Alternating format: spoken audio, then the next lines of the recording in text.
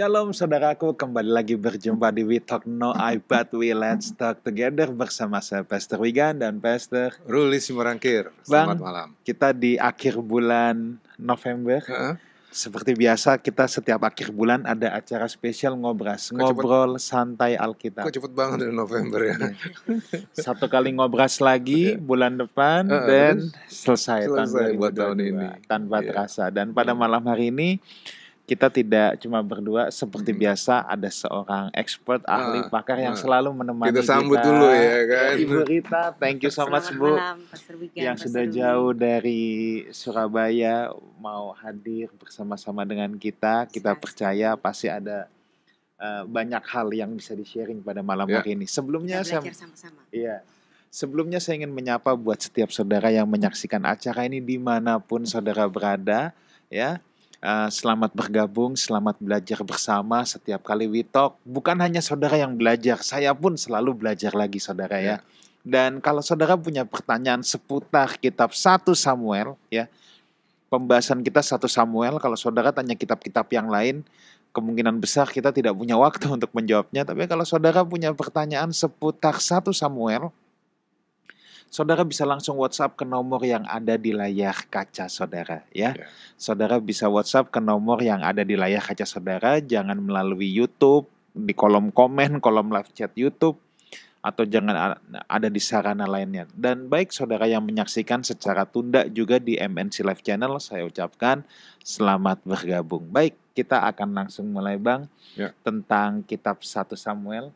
Ya, kitab 1 Samuel ini kitab yang cukup unik karena ini adalah peralihan ya dari kitab Hakim-Hakim, di mana bangsa Israel yang sebelumnya dipimpin oleh para hakim sekarang akan beralih menjadi pendirian kerajaan monarki Israel. Tanpa panjang lebar, kita mau tanya-tanya nih Bang. Langsung. Untuk Ibu Rita bisa menceritakan dulu sedikit latar belakang garis besar dari kitab 1 Samuel ini sebelum kita masuk ke dagingnya nanti. Silakan Bu. Sebelum masuk ke 1 Samuel, kita sudah membahas mengenai kitab Yosua, kitab Hakim-Hakim, kitab Rut, yang semuanya itu masuk dalam satu jenis kitab sejarah orang-orang Israel. Semuanya kitab sejarah. Dan semuanya berkaitan, tidak ada yang berdiri sendiri. Termasuk yang sudah kita pelajari terakhir adalah kitab Rut ya. Dan pada 1 Samuel ini, yang mencatatnya adalah, yang pertama adalah Samuel, dan kemudian diteruskan oleh para historian dari Israel yang namanya tidak ditulis. Nama ini diberikan nama Samuel untuk menghormati nabi dari Israel ini. Dan di sini bercerita mengenai mula dari monarki Israel yang dimulai dari Saul dan kemudian baru ke raja yang sebenarnya yang menurut nubuatan Alkitab yaitu dinasti Daud, Pastor Wigan. Iya. Oke, baik. Nah, jadi kalau saya mau langsung aja nih Bu ya. Ini kan bangsa Israel meminta raja. Kalau kita lihat dalam kitab 1 Samuel ya. Nah, mungkin saya harus berangkat dari sini Bu. Sebenarnya Israel memperoleh raja itu merupakan rancangan Tuhan atau keinginan mereka? Ya. Sebenarnya tatanan untuk monarki ini sudah disiapkan oleh Musa, dan itu bisa kita baca pada sepanjang Ulangan pasal 17. Dan di situ ada beberapa kriteria bagaimana seorang raja itu nanti, yang dimana raja itu salah satunya dia harus menyalin hukum Taurat bagi dirinya, dan ada juga tatanan-tatanan yang lain yang tampaknya hal-hal ini yang dituliskan dalam Ulangan pasal 17 ini tidak dilakukan oleh Saul. Tapi sebelum itu, sebelum ke Saul tentu saja ada yang menjadi introduksinya. Dari kepemimpinan hakim-hakim, yang hakim-hakim terakhirnya adalah Samuel. Kenapa setelah itu mereka minta raja? Nah, sebelumnya adalah dipimpin oleh hakim-hakim Israel, dan kalau kita balik lagi ke kitab Hakim-Hakim, ada satu bagian yang sangat menarik, yaitu dalam Hakim-Hakim pasal 19 sampai pasal 21. Di situ ada panjang sekali cerita mengenai kejadian di Gibea, yang dimana tokoh utamanya adalah seorang Lewi yang tinggal di Efraim. Dan di situ orang Lewi ini membawa gundiknya untuk datang ke Gibea, lalu menumpang dalam salah satu rumah yang ada di situ, dan kemudian orang-orang Gibea itu hendak memakai si laki-laki Lewi ini. Tapi kemudian si laki-laki Lewi ini mengajukan gundiknya itu untuk dipakai. Nah, itu sudah kita pelajari beberapa hal yang lalu. Tapi kenapa yang kita lihat, kenapa Samuel itu memberikan penutup dari kitab Hakim-Hakim itu 3 pasal yang begitu panjang. Nah, ternyata itu menjadi satu bagian dasar yang penting untuk memberitahu kepada orang-orang Israel bahwa dari situlah Saul itu muncul. Bahwa dia betul-betul memang orang Gibea, dan dia adalah orang-orang yang lahir dari sisa-sisa orang Gibea yang hampir punah saat itu. Dan bukan kebetulan pula Samuel sendiri adalah golongan Lewi yang tinggal di pegunungan Efraim. Jadi orang yang berkasus di Gibea itu adalah orang Lewi yang tinggal di pegunungan di Efraim itu, dan Samuel adalah salah satu keturunan dari orang Lewi yang tinggal di Efraim. Nah, ini menjadi satu catatan yang penting bagi kita. Kenapa Hana yang saat itu merindukan agar dia itu memiliki putra, dan setelah dia berdoa, doanya yang panjang itu, kemudian Tuhan memberikan putra kepadanya. Seharusnya ketika dia memiliki putra, dia akan mendekap terus anaknya untuk ada di dalam timbangannya. Tapi setelah lepas dari susu ibunya, dari masa menyusui itu, si Samuel ini harus diserahkan kepada Imam Lewi, dibawa dari pegunungan Efraim ke Silo dan menjadi asuhan dari Imam Lewi, dan dididik menjadi imam berikutnya karena Samuel ini pun juga golongan Lewi. Jadi ini ceritanya panjang, rupanya ini berkaitan apa yang terjadi di Gibea, dan kemudian itu menjadikan suatu bencana besar bagi orang Israel, dan di situ lahirlah Samuel di pegunungan Efraim. Nah, di situ ada perang besar, perang Badar antara seluruh orang Israel melawan satu suku, yaitu suku Benyamin. Dan di antara sisa dari suku Benyamin yang berperang habis itu, lahir satu orang, yaitu Saul. Dan Saul ini menjadi jagoan yang luar biasa dan dapat mengalahkan orang-orang Filistin, sehingga pada saat itu nggak ada orang yang lebih keren daripada Saul.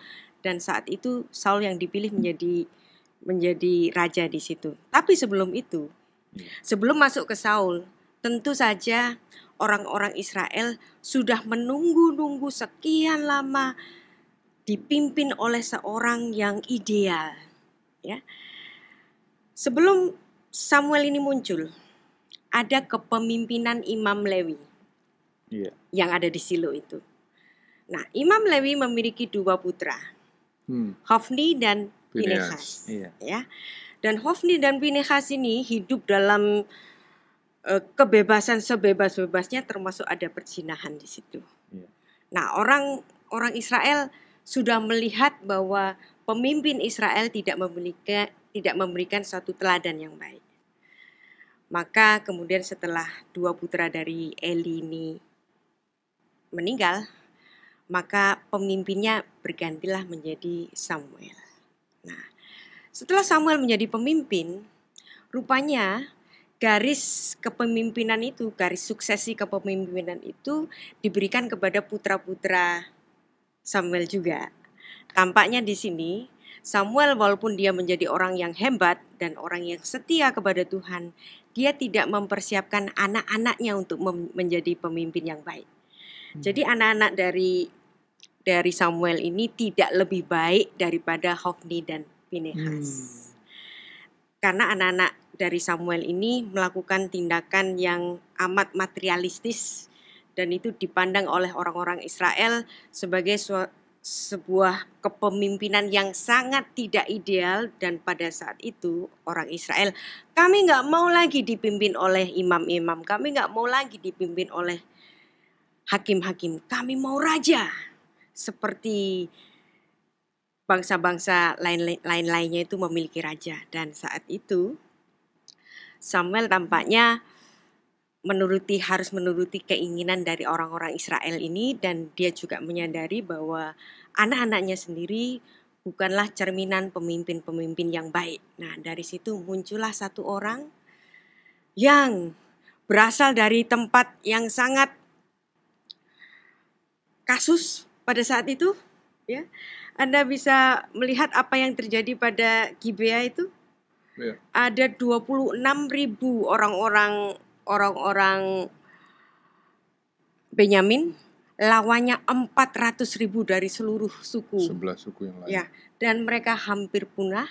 Ketika mereka hampir punah, barulah Israel itu berpikir, kalau kita terus-terusan perang seperti ini, bisa habis satu suku saudara kita ini. Maka kemudian mereka menghentikan perang itu dan lahirlah salah satu orang yang ada di Gibea itu, dan dia keturunan dari Benyamin, namanya Saul. Dan itulah yang diajukan oleh orang-orang Israel karena Saul ini adalah seorang jenderal perang yang luar biasa dan lawannya pada saat itu adalah orang-orang Filistin. Oke. Jadi Bu, kalau begitu ini panjang ceritanya ya. Begini. Yang cari gara-gara di Gibea itu Lewi. Ya kan? Yes. Kemudian di sisi lain, Lewi ini juga lewat Eli, Phinehas, dan Hofni nggak menunjukkan kepemimpinan imam yang baik. Ya. Kemudian nanti pada Samuel juga hal yang sama. Ya? Hal yang sama terjadi. Jadi inilah yang menyebabkan Israel kemudian minta raja. Yes. Itulah yang kemudian terus Tuhan bilang, bukan kamu yang tertolak, tetapi aku. Ya. Gitu ya. Ya. Sementara di sisi Benyamin, mungkin ini bukan imam, tapi Saul adalah panglima yang hebat. Jadi ayo dong, mungkin semangat Israel waktu itu adalah untuk menyelamatkan bangsa ini dari kepunahan, harus dipimpin sama raja yang besar, panglima yang hebat, itulah Saul. Saat itu hanya Saul. Saat itu. Ya. Jadi ini waktu itu di kepala mereka mungkin nggak ada pikiran tentang sekedar like and dislike juga mungkin belum tentu ada ya. Ada kebutuhan untuk menyelamatkan bangsa dalam pikiran mereka. Tapi mereka lupa bahwa Allah memang sebenarnya udah nyiapkan supaya nanti mereka menjadi suatu monarki. Tapi dalam rencana Allah, yaitu tadi Ulangan 17 gitu kan. Nah, di sini terjadi pertentangan tarik-menariknya di sini. Israel karena ada kebutuhan sesaat untuk menyelamatkan bangsa yang mau punah, lupa rencana Allah. Dan satu lagi, tampaknya Samuel ini menikmati kehidupannya sebagai pemimpin Israel dan diturunkan kepada anak-anaknya. Dan ketika orang Israel minta raja, dia memberikan satu warning. Oke, kalau kamu minta raja, seperti yang ditulis dalam 1 Samuel 11-18, nggak usah kita baca karena panjang sekali. Bahwa kalau kamu minta raja nanti ada harga yang harus kamu bayar. Contohnya apa? Kamu harus melakukan wajib militer, harus bayar pajak, dan mungkin sekali terjadi di situ perbudakan. Yang sebelumnya itu perbudakan di antara orang Israel mungkin tidak banyak, tetapi nanti kalau ada monarki pasti ada strata. Kamu siap nggak menghadapi hal ini? Nah, tampaknya saat itu orang Israel udah bosen dengan hakim-hakim, dengan kepemimpinan iman-iman, lalu mereka minta raja saja. Oke. Ya, Pak Saruli. Iya. Wah, jadi ini sejarah panjang, kita nggak bisa potong 1 Samuel, lepasin begitu aja dari hakim-hakim. Harus dari 19 dari mulai dari situ, lihat dulu nih sejarah ini. Setelah hakim-hakim pun kita nggak langsung ke kitab 1 Samuel ini kan, masih dikasih satu sisipan, yaitu apa? Kitab Rut. Kenapa harus ada kitab Rut sebelum masuk ke kitab 1 Samuel? Karena di situ bercerita tentang dinasti Daud. Dari mana asalnya Daud itu berada. Nah, dari mana dia lahir di mana. Dan di situ secara gamblang dan urut sekali Samuel ini menuliskan bahwa Daud ini berasal dari nenek moyang yaitu Yehuda, yang kemudian salah satu pengintainya itu adalah namanya Salmon, yang kemudian menikah dengan Rahab seperti yang ditulis dalam Matius pasal 1, dan kemudian dari Rahab ini melahirkan Boaz. Dari Boaz nanti melalui Rut akan melahirkan Obed, dan kemudian lahir Isai. Nah, Isai ini bapaknya Daud. Jadi dalam Alkitab nggak ada satu tokoh yang ujuk-ujuk Bleng. bleng ada. Mm-mm. Selalu ada runutan sejarahnya. Dan bisa diurut bahkan sampai ke Adam. Waduh, Iya. di sini kekayaan dari Alkitab kita ya. Iya. Jadi disusun itu ada maksudnya gitu ya. Iya. Ada sambung menyambungnya gitu. Iya. Ini Kalau harus ya. Kalau kita membaca kitab silsilahnya Yesus Kristus yang ada Iya. di Matius pasal 1, Ya. itu bisa dirunut sampai ke kitab Kejadian sampai ke Abraham. Bahkan kalau kita membaca dalam Lukas pasal 3 itu juga menulis silsilah Yesus Kristus yang bahkan bisa diurut sampai Adam. Hmm. Jadi di Alkitab tokoh-tokohnya nggak ada yang tiba-tiba muncul. Hmm. Selalu ada dasarnya, selalu ada genealoginya. Ini kita harus ngehargain usaha yang dibuat sama bapak-bapak zaman dulu Iya. itu ya. Iya. Bayangin kan waktu itu kan ada begitu banyak kitab sebetulnya. Iya. Ya kan banyak sekali kitab. Banyak kitab dan Iya. tentu saja ada catatan-catatan sejarah Iya. yang kemudian itu sarinya ada di kitab Tanakh ini, kitab yang terkanon ini. Iya, Ya. iya. Jadi karya yang begitu hebat dari mereka untuk misahin mana yang relevan, yang terus-terusan akan nggak lekang waktu. Tinggal kita utangnya apa? Pelajari kali Iya, gitu ya. betul. Iya. Dan Alkitab kita betul-betul runut mulai dari alam semesta ini. Iya. Orang pertama yaitu Adam, Iya. sampai keturunannya, dan kemudian lanjut sampai ada bangsa Israel, terus kemudian dari mana raja yang seharusnya dipilih yaitu dari Yehuda. Dari Yehuda nanti lahir Sang Mesias, nanti masuk ke perjanjian baru, dan ditutup dengan apa? Akhir dari alam semesta ini. Jadi awal dari alam semesta kitab Kejadian, akhir dari alam semesta ini di kitab Wahyu. Wahyu. Oke, Bu, Runut sekali. ini sebelum kita mau menyoroti beberapa peristiwa dalam kitab 1 Samuel, mungkin saya ingin menanyakan satu hal dulu, karena 1 Samuel ini kan pertama kalinya bangsa Israel menjadi sistem monarki, Yes. punya raja. Maka pertanyaannya gini, Bu. Apakah ada pembedaan peran imam dan raja? Sebab kalau imam ini kan sudah ada nih, Yes. tapi sekarang kan kemudian ditambahkan nih, Mhm. ada raja. Sebab ada pengajaran nih, Bu ya, yang menamai king and priest, yang sampai hari ini ada beberapa orang yang menganutnya. Kalau dikontekstualisasikan ke gereja masa kini, ada yang bilang king and priest itu jadi ya para pengusaha itu king, para pendeta itu priest. Kira-kira seperti itu. Ya. Ya. Maksudnya merangkap atau dibedakan? Dibedakan. Oke. Makanya ada king and priest. Nah, Ya. jadi pertanyaannya sebenarnya zaman dulu itu gimana dan apakah itu betul masih relevan sampai hari ini? Nah, itu kan pertanyaannya ya. Nah, sebab memang dalam kisah kitab 1 Samuel ini kan ada satu kisah yang salah satu membuat Tuhan murka adalah Saul melakukan bagian imam yang harusnya dia tidak boleh melakukannya. Ya, oke. Nah, bisa dijelaskan singkat mungkin ya. Sebenarnya seorang raja itu diberi hak juga untuk sebagai imam, seperti yang ditulis dalam Ulangan 17 ayat 18. Oke, Ulangan 17 ayat 18 sampai 19. Apabila ia duduk di atas tahta kerajaan, maka haruslah ia menulis baginya salinan hukum ini menurut kitab yang ada pada imam-imam orang Lewi.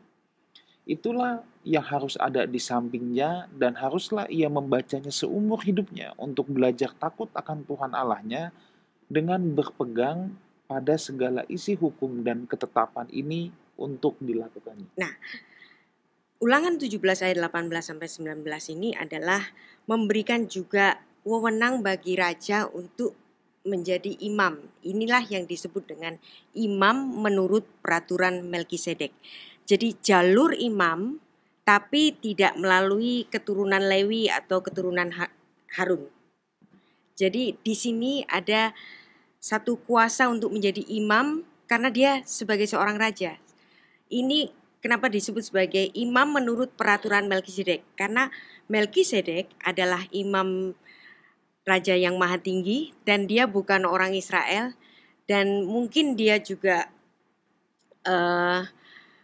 dan dia bukan keturunan dari Abraham sendiri, tetapi dia mengurapi atau memberikan berkat kepada Abraham, yang artinya di sini Imam Melkisedek memiliki kedudukan lebih tinggi daripada Abraham itu sendiri.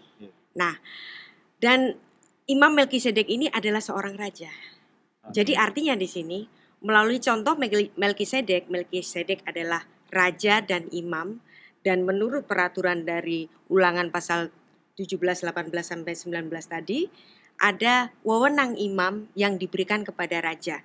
Dan ini juga bisa kita baca nanti ya. Pembahasannya bisa di 2 Samuel 8 ayat 18. 2 Samuel 8 ayat 18. Ini menjadi satu bukti bahwa dinasti Daud, anak-anaknya itu boleh menjadi imam karena peraturan Melkisedek. Benaya bin Yoyada menjadi panglima orang Kreti dan orang Pleti, dan anak-anak Daud menjadi imam. Ya, tapi kenapa ada satu waktu Samuel sangat marah sekali kepada Saul karena Saul mempersembahkan korban. Nah, sebenarnya kalau dibaca dari Ulangan pasal 17 tadi, Saul punya hak loh sebagai imam. Tapi pastilah ada yang nggak tertulis di situ, yang nggak dilakukan oleh Saul, yaitu apa? Bahwa dia mungkin belum menyelesaikan bagi dirinya salinan Torah bagi dirinya sendiri itu. Nah, jadi ini yang nggak dipenuhi, atau hal-hal lain tentang keimamatan yang nggak dipenuhi oleh Saul, tapi Saulnya itu main cap seruduk aja mempersembahkan korban, dan itu dipandang oleh Samuel sebagai menyalahi peraturan, sehingga dia tidak setuju ketika Saul itu mempersembahkan korban melalui tangannya sendiri. Jadi bukan sekedar, kita nggak bisa bacanya itu sekedar bahwa dia bukan imam terus melakukan pekerjaan imam.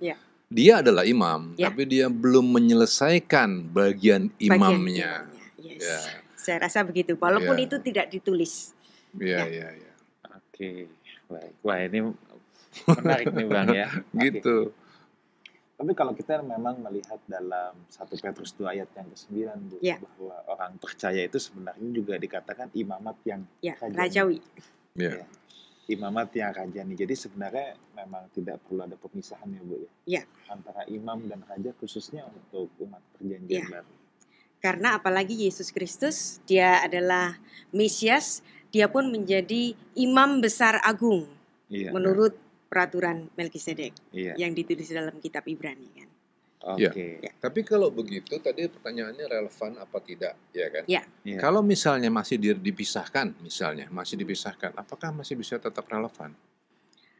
Relevan atau tidak relevan itu kasuistis, Jadi kita nggak bisa menggampangkan setiap masalah. Tetapi Alkitab mengakomodasi keduanya. Jadi kalau mau soal relevan atau tidaknya kita harus pelajari betul ya. Lagi-lagi kan, jangan kita ngambil dari permukaan aja, nggak dalami, tapi kita bilang wah nggak relevan gitu ya. Tapi yang pasti 1 Petrus 2 ayat 9 tadi, kita adalah imamat yang rajani. Gitu. Jadi kerajaan kalau kita adalah imamat yang rajani, maka seorang imam itu juga bisa raja. Bisa. Hari ini juga begitu. Pendeta juga adalah raja, pengusaha, boleh. Boleh dong. Oke, kalau gitu pengusaha menjadi pendeta boleh. Nggak ada masalah, nggak usah dipisahin antara dua-duanya. Ya kan? Nah, padahal pemikiran banyak orang sekarang ketika pelayanan full time, kita harus ninggalin pekerjaan yang menghasilkan uang, kan? Ada begitu kali. Contohnya siapa? Ya. Paulus. Nah, Bahkan dia tetap menjadi pembuat tenda Iya. untuk membiayai kehidupannya sendiri supaya nanti jangan jadi batu sandungan bagi orang lain. Oke. Ya. Tapi itu pilihannya dari Iya. Paulus sendiri. Iya. Tapi Bu jangan terus dibikin nggak boleh atau ya dong, Kita jangan kan dibikin bukan gitu, boleh nggak jangan boleh hari dimutlakin. ini. Iya. Tidak ada sesuatu Bukan yang soalnya mutlak, boleh nggak ya. boleh. Pendalamannya gimana? Yes. Patut nggak patut. Nggak patut. Bukan Berguna, boleh nggak boleh. tidak berguna ya. Ya. Gitu ya. Oke. Oke, nah Bu, kalau kita membahas kitab 1 Samuel, mungkin kita mau highlight beberapa peristiwa nih, Ya, Bu, ya. tentu saja. Highlight beberapa peristiwa yang mungkin yang salah satu peristiwa yang paling terkenal adalah Daud melawan Goliat. Ya. Oke. Nah, mungkin Ibu bisa kasih insight-insight Ya. yang mungkin ada insight-insight Yang belum yang kita kebaca lah Iya, gitu ya. iya, Yang iya. unik gitu ya. Sebenarnya kalau kisah mengenai Daud dan Goliat itu sudah kita pelajari bersama, itu kisah heroik yang memunculkan orang yang nggak pernah dilihat, yang nggak pernah diperhitungkan, dan muncullah dia Daud yang pipinya masih kemerah-merahan, yang artinya dia masih sangat muda, tapi dia bisa menghabisi musuh yang paling ditakuti di Israel. Tapi dari situlah timbul antara konflik Saul terhadap Daud. Iya. Saul mulai iri hati kepada Daud. Nah, dari situlah, dari iri hati yang disemai terus ini, disitulah awalnya dari kejatuhan Saul tadi. Iya. Mungkin Abang mau kasih komentar dulu, Bang, Belum. tentang kisah ini. Belum. Ya. Kalau dari cerita Daud itu mungkin nanya aja ya. Mhm. Yang kan kemudian kan Saul kan jadi iri hati sama dia. Terus udah gitu ada soal yang kemudian ada waktunya Daud dan Saul dalam satu gua. Iya. Jelas-jelas Saul itu lagi ngejar-ngejar Daud. Mhm. Tapi Daud tidak membunuh Saul. Ya. Nah, sampai sekarang ini kemudian cerita ini diterapkan di dalam hidup sekarang bahwa orang percaya jangan pernah ngelawan kepada yang diurapi Allah. Yang diurapi Allah. Jangan sampai kita nyerang kepada dia. Salah bagaimanapun, dia akan dilindungi seperti Saul, seperti Daud melindungi Saul. Dia nggak berani ngapa-ngapain. Dia gimana? Seperti pepatah Jawa, mikul dhuwur mendem jeru. Ya. Tapi bagaimanapun, keburukan dari Saul ini tetap akan muncul, ditutupin sebagaimanapun. Daud adalah orang yang sangat menghormati pemimpinnya. Dia punya kesempatan untuk membunuh Saul, tapi itu tidak dilakukannya. Bukan karena dia itu ingin menghabisinya, tetapi Daud di sini menunjukkan respect-nya bahwa kematian itu adalah hak Tuhan. Yeah. Tetapi secara mentally, Saul tentu saja sudah tahu, aku sebenarnya sudah mati di tangan Daud. Ya. Nah, di sini kan yang jadi kerumitan sebenarnya, Bu. Memang Daud itu nggak bunuh Saul, tapi dia potong punca jubah kan. Yes. Sehingga disitulah nanti Saul tahu, oh sebenarnya aku nih bisa dibunuh sama Daud kan. Mentally sudah jatuh dia. Ya, mentally jatuh. Tapi kan penerapan hari ini jadi rada keliru. Ya. Karena hari ini sebagaimanapun salahnya hamba Tuhan, jangan pelayan mengusik. Tuhan, jangan diusik biji mata Tuhan, orang yang diurapi. Yang diurapi Allah. Kan bukan begitu. Tetapi ada kalanya kan Tuhan Yesus juga harus menghardi orang-orang yang Ya dalam hal ini Saul negor loh. Berarti kan Saul negor, bukannya dia tinggal diem. Dia negor kepada Daud kepada Saul, maksud saya. Daud kepada Saul, dia kan negor. Itu kan. Nah, sampai hari ini kan orang-orang nggak mau negor pun nggak berani gitu. Ini tetapi tetap negor dan orang-orang Israel pun tahu. Ya. Nah, sebenarnya dari mana kecemburuan itu disemai? Sebenarnya disemainya ini gara-gara medsos zaman dahulu. Iya. Medsos zaman dulu itu kan kasar kusuk omong-omong gitu kan. Nah, omong-omongannya ini nggak enak gitu. Nah, ini bisa kita baca dalam 1 Samuel 18 ayat 7 sampai 9. 1 Samuel 18. 1 Samuel 18 ayat 7 sampai 9. Dan perempuan yang menari-nari itu menyanyi berbalas-balasan, katanya, Saul mengalahkan beribu-ribu musuh, tetapi Daud berlaksa-laksa. I'm sorry. Ya. Lalu bangkitlah amarah Saul dengan sangat dan perkataan itu menyebalkan hatinya sebab Iya. pikirnya kepada Daud diperhitungkan mereka berlaksa-laksa, tetapi kepadaku diperhitungkan beribu-ribu. Akhir-akhirnya jabatan raja itu pun jatuh kepadanya. Sejak hari itu maka Saul selalu mendengki kepada Daud. Dari inilah yang terjadi pada diri kita, bukan? Ya, kalau kita sudah ada di posisi, ternyata tiba-tiba ada yang lebih muda cemerlang.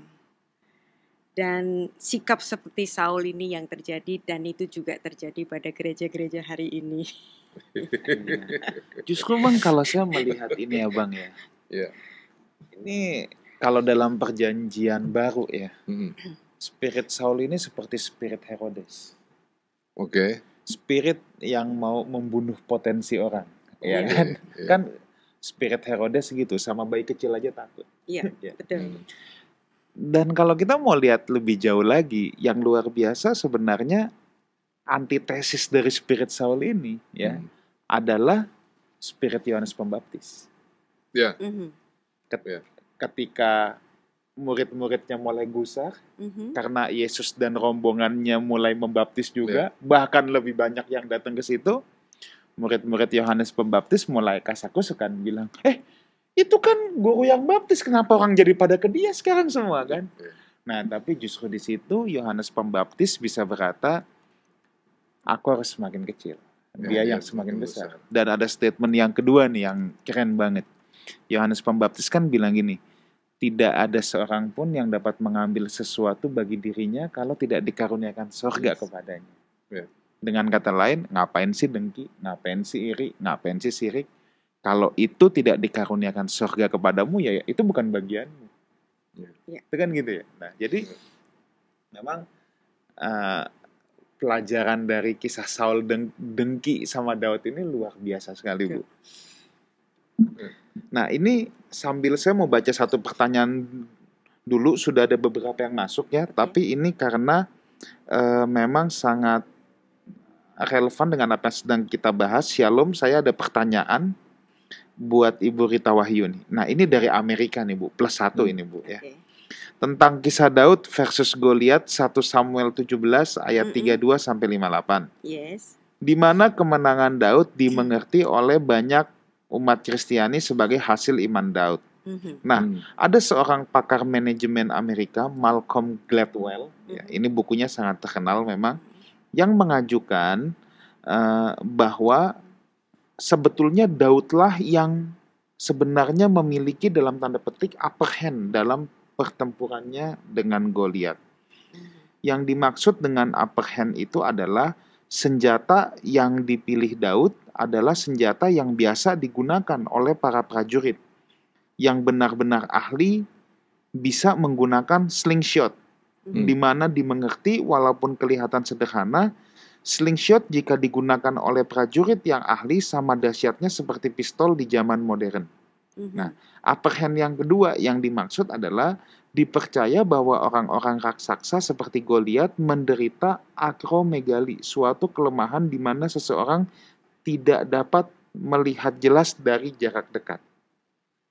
Itu mungkin saja, tapi saya tidak mempelajari tentang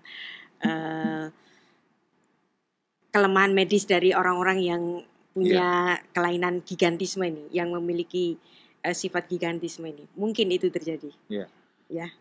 Tapi saya nggak mempelajari tentang ini ilmu biologi tentang gigantisme itu yang menimbulkan. Tapi sih simpelnya kalau menurut saya nih Bu ya, dan Bang Ruli juga, bahwa jelas bahwa kemenangan Daud atas Goliat itu betul ada campur tangan Tuhan, tapi tidak terjadi secara mistis. Iya, betul.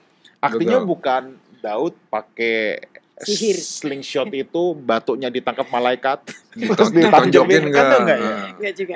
Jadi ini nih bukan hal yang mistis. Jelas keahlian yang dibentuk. Betul, bahwa Daud itu sudah terbiasa menggunakan ketapel zaman dulunya itu. Sejak dia jadi gembala kambing domba, dan itu senjata yang digunakan untuk melindungi domba. Jadi ini bukan hal yang mistis, tetapi Daud itu memang sudah berlatih Tapi bagaimanapun ada satu hal, Daud itu punya nyali. Pertanyaan berikutnya adalah gini sebenarnya. Si Goliat ini sebesar apa sih? Seraksasa apa sih? Seraksasa apa ya? Iya. Goliat. Nah, kalau kita baca di 1 Samuel 17 ayat 4 nih. Tingginya di 1 Samuel 17 ayat 4. Pastor William. Samuel 17 Ayat 4. Lalu tampillah keluar seorang pendekar dari tentara orang Filistin namanya Goliat dari Gat. Tingginya 6 hasta sejengkal. 6 hasta sejengkal. 1 hasta itu kira-kira 45 cm sampai 50. Berarti kalau 6 hasta berarti tingginya 3 meter. 3 meter. Jadi memang lebih besar dari orang-orang biasanya yang mungkin paling tinggi 189 atau 190. Pemain NBA yang paling tinggi ada yang sampai Shaquille O'Neal berapa tuh? Enggak, kalau Shaquille O'Neal baru 2 meter 16. Oh iya. Mungkin yang pernah main di NBA paling tinggi 2 meter 40. Ya, jadi memang orang ini tinggi, raksasa, tapi juga nggak setinggi gitu-gitu amat. Iya. Gitu ya. Dan kemudian kalau ada begitu banyak orang Israel yang takut sama dia, mungkin dia juga bukan raksasa yang lemah, dia juga lincah mungkin. Iya. Iya Dan kan? dia lincah. pemimpin pasukan kan? Dia pemimpin pasukan. Artinya dia memiliki kemampuan untuk berperang. Iya, dia punya bukan sekedar kemampuan gede perang badannya. gitu. Iya. Walaupun memang kalau dihadapin sama Daud, mungkin benar bahwa Daud punya upper hand. Karena pertama-tama Daud sendiri nggak pakai baju zirah perang. Yes. Iya. Dia lebih luas kelihatannya, Iya. gerakannya lebih lincah jadinya. Ya Dikasih kan? baju zirah kebesaran. Kebesaran, dia bilang capek kegedean nih gitu kan. Dia perang tanpa pakai baju. Kemudian dia juga jago seperti Pastor Wigan tadi bilang, dia udah lama-lama latihan pakai pakai slingshot.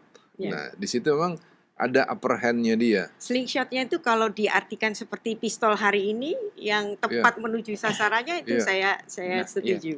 Nah, tapi kan gini Bang, saya melihat lebih dalam dari sekedar itu. Jelas Daud sudah berlatih ya, tetapi kan saya yakin bahwa yang bisa slingshot bukan hanya Daud. Bukan hanya Daud ya. Prajurit lain punya. Nah, sebenarnya nyali. Nah, siapa sih yang paling pantas menghadapi Goliat? Sebenarnya Saul. Sebab Saul itu kan dikatakan tingginya satu kepala di atas orang-orang Israel. Jadi lebih gede, lebih tinggi. Kira-kira Saul itu 30 cm di atas rata-rata orang Israel pada saat itu. Tapi kan Saul tidak punya keberanian. Kalau rata-rata 190 katakanlah sedemikian. Yao Ming itu kan tingginya 2,30 meter. Iya, sekitar segitu. Iya. Tapi ini pun nggak berani untuk melawan. Nah, saya melihat lebih dalam lagi. Di sini ada persoalan gambar diri. Gambar diri. Yes. Daud menemukan siapa dirinya di hadapan Tuhan. Makanya dia berani bilang bahwa aku mendatangi kamu dengan nama Tuhan. Ya kan? Nah, kalau kita kembali dulu zaman pengintai, ketika mengintai yang ke-12 pengintai diutus untuk mengintai negeri Kanaan. Yosua dan Kaleb punya gambar diri yang sehat. Bagaimana lensa yang dia pakai untuk melihat dirinya tepat. Sedangkan yang 10 lagi gambar dirinya rusak. Makanya pas pulang laporan bilang, kami melihat diri kami seperti belalang, ya kan? Ya kan, kalau yang di kitab apa itu, saya agak lupa itu kitab Bilangan atau di kitab Bilangan. Iya. Kita melihat diri kita sendiri seperti belalang. Nah, Yosua dan Kaleb melihat orang yang sama, tapi Yosua dan Kaleb tidak melihat diri mereka sebagai belalang. Nah, ini sama persis. Ketika semua melihat Goliat, semua jadi takut. Tapi Daud ini yang punya gambar diri sehat. Dia tahu lensa yang dia pakai untuk melihat dirinya sendiri di hadapan Tuhan. Kayaknya ayatnya harus kita baca nih. 1 Samuel 17 ayat 45 sampai 46. Oke, mana tuh? Tetapi Daud berkata kepada orang Filistin itu, engkau mendatangi aku dengan pedang dan tombak dan lembing. Tetapi aku mendatangi engkau dengan nama Tuhan semesta alam, Allah segala barisan Israel yang kau tantang itu. Hari ini juga Tuhan akan menyerahkan engkau ke dalam tanganku dan aku akan mengalahkan engkau dan memenggal kepalamu dari tubuhmu. Hari ini juga aku akan memberikan mayatmu dan mayat tentara orang Filistin kepada burung-burung di udara, kepada binatang-binatang liar, supaya bumi tahu bahwa Israel mempunyai Allah. Keren kan? Yeah. Nah, ini nyali.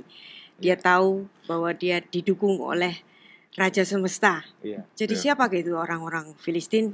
Iya. Dia nggak ada takutnya. Iya. Iya. Dan dia bilang hari ini juga Tuhan akan menyerahkan engkau. Yes. Nah, Iya.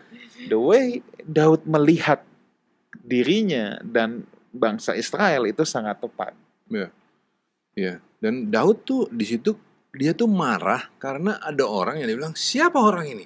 Orang yang nggak bersunat tapi berani-berani. Iya. Berani-berani ya sama kita. Sama-sama kita. Nah, yang oke. memiliki Jadi dia Allah. ini nggak lagi bela kepentingan dia sendiri. Yes. Dia lagi ngebela kepentingan Nasional. Allah, nasional, kepentingan Allah gitu. Itu yang bikin dia jadi bernyali. Jadi selain gambar diri, dia juga punya cara dia bela bukan kepentingan dia gitu. Habis itu ditawarin uang, ditawarin anak raja, habis itu ditawarin bebas pajak. Iya. Dia nggak mau, tiga-tiganya ditolak semua sama dia. Keren. Itu kan luar biasa di sini. Jadi ini dia sudah memiliki satu keteguhan dan itu ciri khas dari pemimpin. Iya. Bu, ini ada pertanyaan lagi yang masuk. Shalom, saya mau tanya apa yang dimaksud peraturan menurut Melkisedek. Ya. Balik ke yang tadi. Apa yang dimaksud dengan peraturan menurut Melkisedek? Peraturan menurut Melkisedek adalah garis keimamatan. Kalau kita membaca di sepanjang kitab Torah, dalam kitab Keluaran sampai dengan Ulangan, yang menjadi imam adalah khusus orang Lewi dan terlebih khusus lagi adalah keturunan Harun. Ya. Tetapi di sini pada Ulangan pasal 17 tadi memberikan satu indikasi bahwa pemimpin bangsa yang menjadi raja saat itu dia juga memiliki wewenang sebagai imam. Nah, kok bisa ada imam di luar dari keturunan Lewi itu? Nah, ini orang-orang Israel melihat ke belakang bahwa adakah imam yang bukan keturunan Lewi? Ternyata ada, dan dia adalah Melkisedek yang memberkati bapak leluhur mereka, yang artinya justru Imam Melkisedek ini memiliki kedudukan yang lebih tinggi daripada Abraham sendiri. Nah, menurut tradisi orang Yahudi, Melkisedek itu adalah Sem itu sendiri, Sem putra Nuh. Itu menurut pemahaman tradisionalnya orang Yahudi. Jadi itu adalah bapak moyangnya dari Abraham sendiri. Jadi tidak akan lepas dari garis Sem maksudnya. Oke Bu, ini ada pertanyaan lagi yang masuk dan ini juga sebenarnya saya juga ingin menanyakan sebab kalau kita membahas kitab 1 Samuel Bang, ini salah satu yang paling kontroversial tentang Saul mau memanggil arwah Samuel. Nah ini pertanyaannya, apakah benar roh Samuel yang dipanggil? Maka pertanyaan yang kedua, apakah manusia bisa berhubungan dengan roh orang yang sudah meninggal? Pertanyaan ketiga, di manakah roh orang-orang yang sudah meninggal saat ini? Katakan kakek kita, nenek, kakek buyut dan lain sebagainya. Nah mungkin kita mesti runut satu persatu nih Bu. Ini apa betul roh Samuel itu Bu? Kalau pendapat Ibu gimana nih? Kalau pendapat saya setiap orang yang mati dia ada di tempat yang berbeda. Jadi kalau seandainya itu dikatakan sebagai roh Samuel, itu bukan roh Samuel yang sebenarnya, tapi yang datang melalui tenungan itu. Berarti ini Samuel yang lain. Kalau itu menurut pendapat saya. Memang ada pendapat yang mengatakan bahwa itu Samuel sendiri yang sedang menegur si Saul itu. Tetapi saya mengatakan bahwa hubungan antara orang mati dengan orang yang masih hidup itu sudah tidak ada lagi. Dan pemanggilan arwah ataupun berhubungan dengan orang-orang yang sudah mati sudah tidak ada lagi. Seharusnya demikian. Walaupun ada banyak sekali penafsiran tentang itu. Seperti karena kalau kita membaca misalnya dalam Ibrani 4 ayat 10. Ibrani 4 di situ ayat mengindikasikan bahwa orang mati berhenti dari semua pekerjaannya. Ibrani 4 ayat yang ke-10. Sebab barang siapa telah masuk ke tempat perhentiannya, ia sendiri telah berhenti dari segala pekerjaannya, sama seperti Allah berhenti dari pekerjaannya. Pada hari Sabat Kita bisa baca juga dalam Pengkhotbah 9 ayat 5 sampai 6. Ya kalau sudah mati ya sudah selesai dengan hubungannya dengan dunia ini. Kita hanya bisa mengingat tentang memorinya saja, tetapi bukan hubungan antar roh kembali. Oke. Karena orang-orang yang hidup tahu bahwa mereka akan mati, tetapi orang yang mati tak tahu apa-apa. Tidak ada upah lagi bagi mereka, bahkan kenangan kepada mereka sudah lenyap. Baik kasih mereka maupun kebencian dan kecemburuan mereka sudah lama hilang. Dan untuk selama-lamanya tak ada lagi bahagian mereka dalam segala sesuatu yang terjadi di bawah matahari. Tambah lagi, Ayub 7 ayat 9 sampai 10. Ini memberikan satu konfirmasi bahwa orang yang sudah mati seharusnya tidak berhubungan lagi dengan orang-orang yang hidup. Jadi kepada tafsir-tafsir bahwa itu adalah roh Samuel, itu bukan Samuel yang sebenarnya. Karena memang banyak praktek di zaman sekarang kan, banyak orang Yes. yang dikatakan bisa memanggil, atau yang dikenal dengan paranormal yang bisa dan itu berhubungan. Klinik semacam itu justru melalui kitab 1 Samuel itu untuk menandakan bahwa ketidakbenaran ada di situ. Justru dari pemanggilan arwah Samuel ini kehidupan Saul menjadi makin jauh dari Tuhan. Yes. Nah, oke. Ayub 7 ayat 9 ya.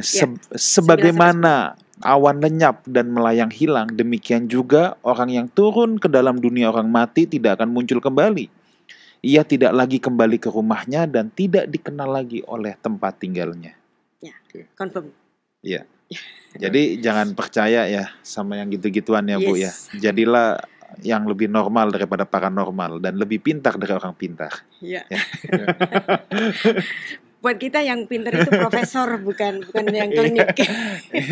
Kalau yang 18 ayat 10, Bu, di mana? 1 Samuel 18 ayat 10. Keesokan harinya roh jahat yang daripada Allah. Iya. Roh jahat yang daripada Allah.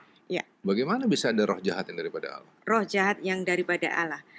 Tentu saja roh Allah bukan roh jahat. Tetapi kalau roh jahat yang daripada Allah, ini artinya roh jahat yang dibiarkan Tuhan untuk menghinggapi Saul itu. Oke. Mungkin di situ ada permainan kata, Bu, di Ibraninya. Sama saja. Oke. Unclean spirit. Jadi roh jahat yang daripada Allah tetap sama ya di situnya ya. Tapi artinya adalah bahwa yang diizinkan. Oke. Atau saya baca ayatnya ya. 1 Samuel 18 ayat 10, Pastor Wigan. 1 Samuel 18 ayat yang ke-10. Tunggu sebentar. Ini banyak pertanyaan yang masuk terus ini. Tapi ini seru memang. Keesokan harinya roh jahat yang daripada Allah itu berkuasa atas Saul, sehingga ia kerasukan di tengah-tengah rumah. Sedang Daud main kecapi seperti sehari-hari, adapun Saul ada tombak di tangannya. Dan terjemahan ini rupanya nggak salah. Jadi memang demikian, bahasa aslinya juga begini. Fayehi mimam khorat fatitslach ruah Elohim ra'ah el Saul. Jadi memang roh jahat yang dari Allah ini dalam artian roh jahat yang dibiarkan oleh Tuhan menghinggapi Saul itu. Jadi demikian terjemahannya sudah benar. Oke. Saya akan meneruskan ya. Tapi ini yang menarik, kita harus baca juga 1 Samuel 16 ayat 14. Kenapa ada roh jahat yang dibiarkan oleh Allah? Kenapa? 16 ayat 18. 14. Tetapi roh Tuhan telah mundur daripada Saul dan sekarang ia diganggu oleh roh jahat yang daripada Tuhan. Karena roh Allah itu mundur maka roh jahat yang menghinggapinya.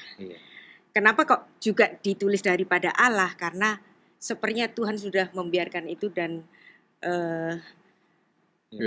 menurut izin Tuhan. Iya, itu dia. Kalau yang saya mau katakan, mungkin kita bisa memahaminya sebagai Tuhan membiarkan atau atas seizin Tuhan. Yes. Belum itu diperingatin juga dia. Lalu berkatalah hamba-hamba Saul kepadanya, ketahuilah roh jahat yang daripada Allah mengganggu engkau. Hati-hati nih. Tapi tampaknya dia sudah nggak bisa dinasihati lagi. Oke, ini mau tanya juga nih sama Ibu Rita. Samuel yang tidak mempersiapkan anak-anaknya jadi imam, atau anak-anaknya yang tidak taat atau berontak seperti gambaran anak-anak hamba Tuhan zaman now? Oke, kita tidak omongin hamba-hamba Zaman now, Tuhan ya. zaman now ya. But Jadi Samuel ini memang tidak mempersiapkan anaknya atau? tampaknya kalau dia nggak mempersiapkan anaknya sih enggak ya, karena mandat Shema itu adalah mandat yang dipegang oleh setiap bapak. Oke. Ya, pastilah dia sudah membekali anak-anaknya itu dengan pengetahuan tentang firman. Tetapi seiring dengan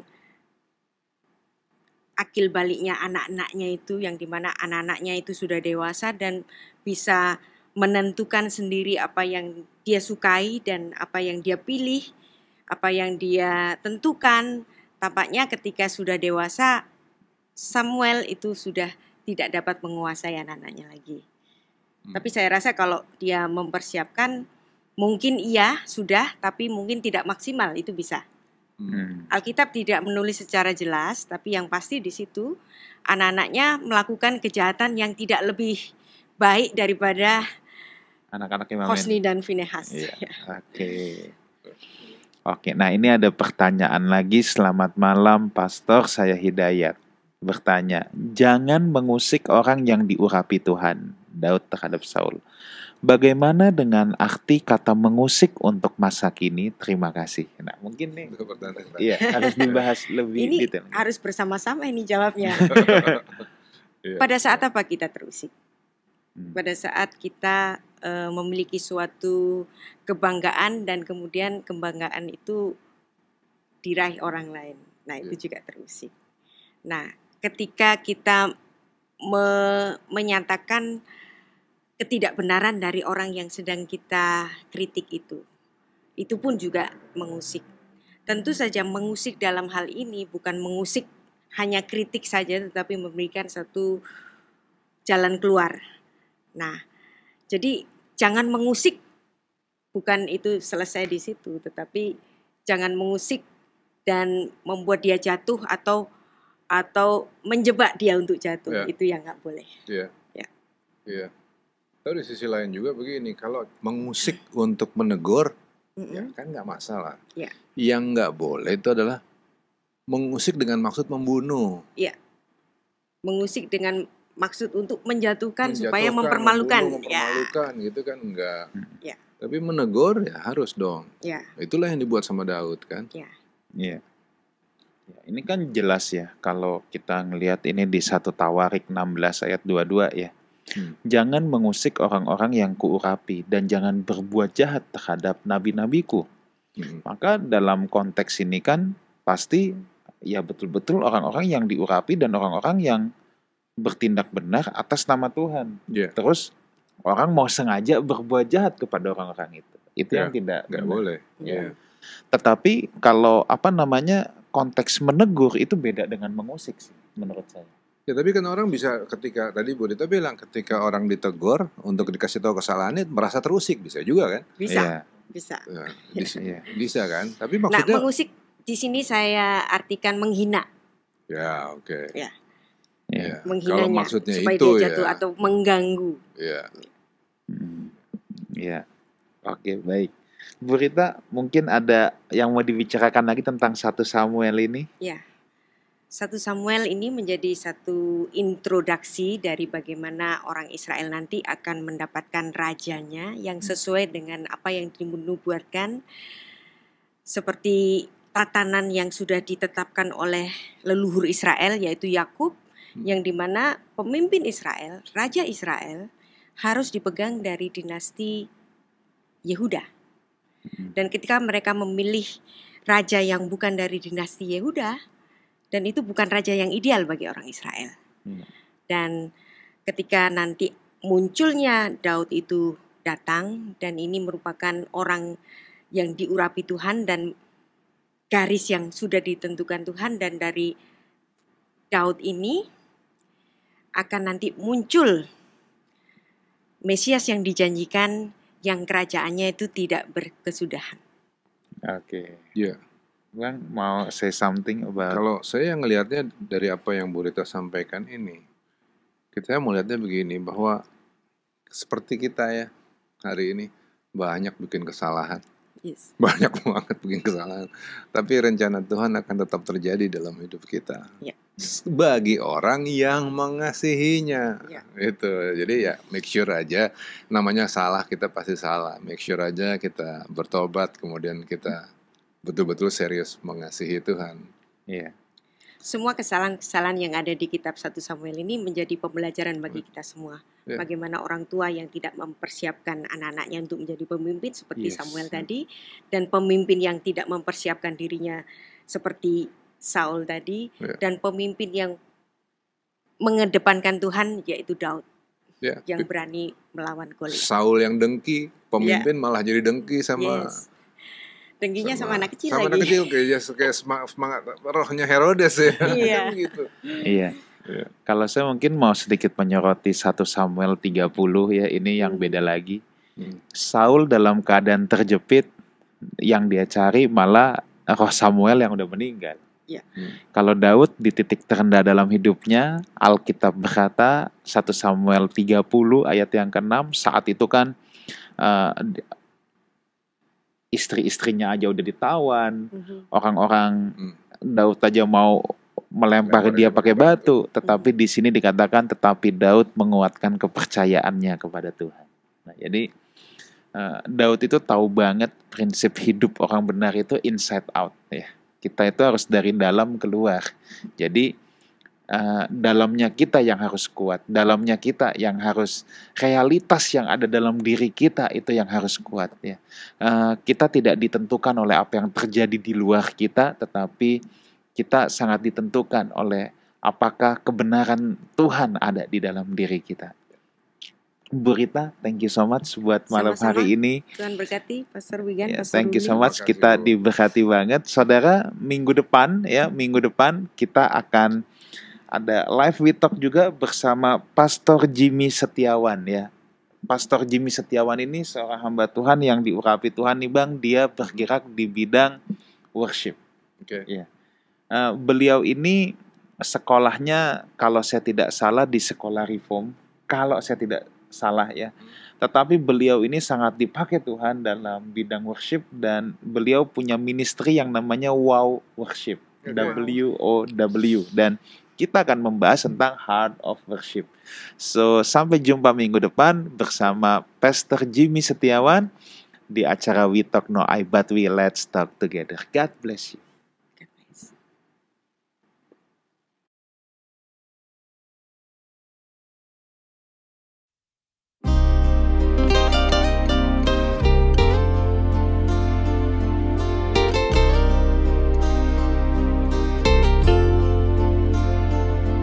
Baruch haba b'shem Adonai, Haleluya. Baruch haba b'shem Adonai, Haleluya. Baruch haba b'shem Adonai, Baruch haba b'shem Adonai.